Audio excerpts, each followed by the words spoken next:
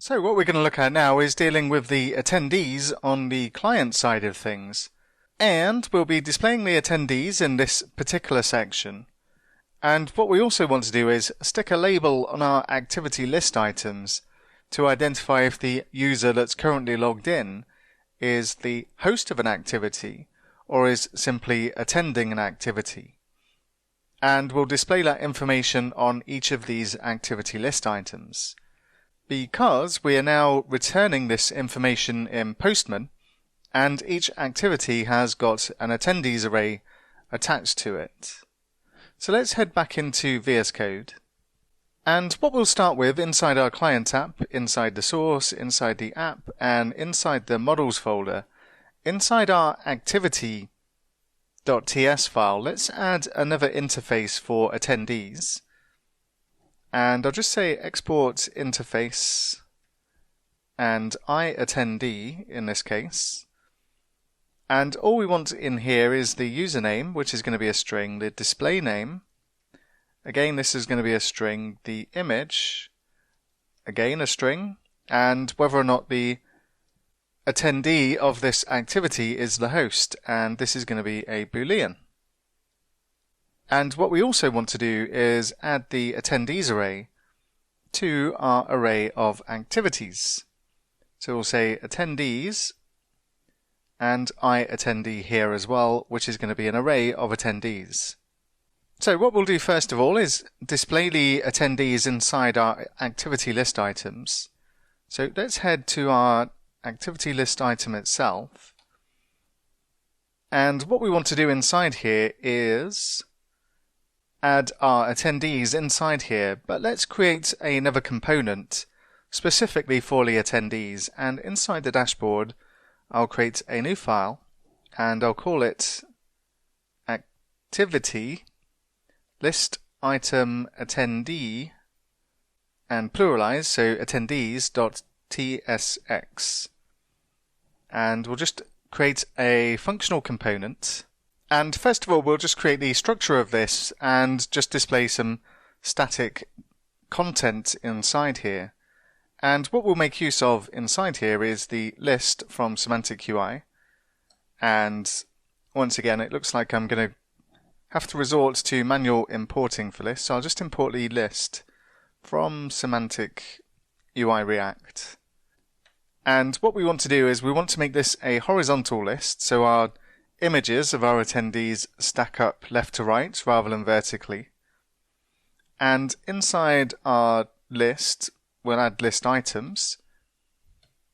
So I'll specify a list item. And inside our list item, we'll add images. So I'll specify an image and we'll import this from Semantic UI. And we'll give it a size equal to mini. We'll make it circular. And we'll set the source of this equal to the assets/user.png. And just to see what it looks like, I'm just going to copy this down 2 more times. And then what we'll do is we'll go over to our activity list item, and let's just add our new activity list item attendee. And it looks like it's going to make me manually import this as well. Let's just see if that is the case. Okay, it really is. So let's go ahead and import this. So I'm just going to import activity list item attendee from activity list item attendees. And let's pluralize this and make it the same name as we're using in our component. And let's go take a look and make sure we can view this on our page, and we can see our 3 little images, and that's fine. So let's go ahead and pass down our attendees to our new component. So I'll specify attendees equals, and I'll say activity.attendees. And we get the warning because we need to create an interface and pass our props into our component. So let's add an interface called iProps, and we'll just add attendees, and it's going to be of type attendee and an array. And then we can specify this as a React functional components and pass in iprops into this, and then we can destructure the attendees in here.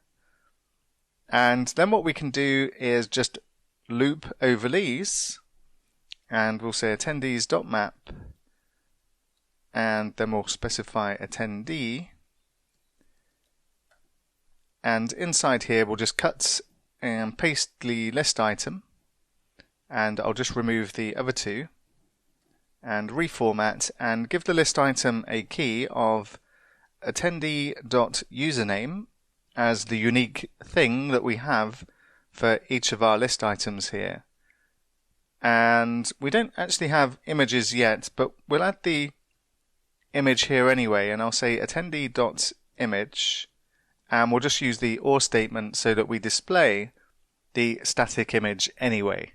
So this isn't going to look very different to what it did before, except some activities will have one attendee and some will have two. It's kind of hard to see who's who there. And what we can do instead is add a popover so that when the mouse is hovering over any of these images, we can at least display their display name for now. And what we'll do, we'll just bring in from Semantic UI, we'll just bring in a pop-up, and let's add this inside our list item. So I'll say pop-up,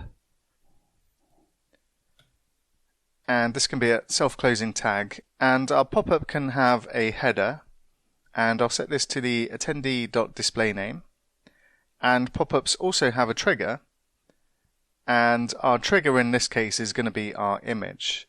So I'm just going to cut the image and paste it inside the trigger here, and just reformat. And what we should see when we hover over the images now is, using this trigger of the image, we'll see the not very exciting attendee display name. And let's go take a look. And sure enough, I can see if I hover over these, I see the different names of the users that are attending. Cool. Okay, not that cool, but we'll make improvements as we go along. And next we'll take a look at our sidebar over here and sort out the activities and activity attendees inside here.